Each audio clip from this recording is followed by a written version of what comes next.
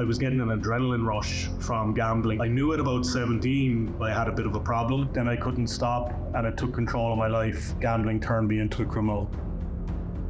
My parents had drink issues, so they drank a lot. And then about the age of 7, myself, my 2 sisters and my 4 other brothers were all taken away from my parents and put into the foster care system.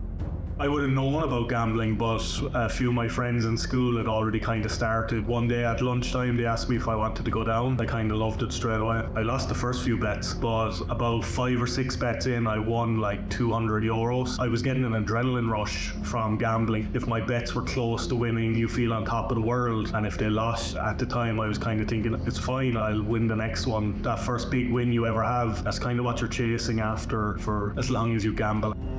I knew at about 17 I had a bit of a problem, but I was always kind of able to find my way out of whatever little trouble I got myself into. Some of the biggest things that happened to me down through the years, I found myself homeless for a couple of days because I didn't pay my rent. I once sold my brother's car without him knowing. He had a spare car and I borrowed it and I sold it so I could gamble, and he found out after I sold it.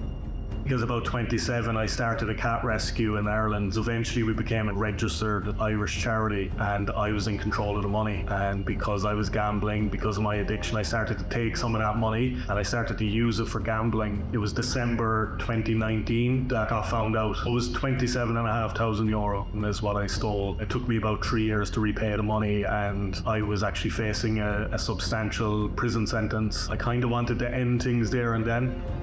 I didn't really want to face having to tell people what I'd done. It was on the local newspapers and the radio. It became very public, so I wasn't just trying to beat my addiction. I was also trying to deal with the fallout of stealing the money and trying to get people to trust me again. That was kind of the point where it was either, look, I go to prison or I start dealing with my issues.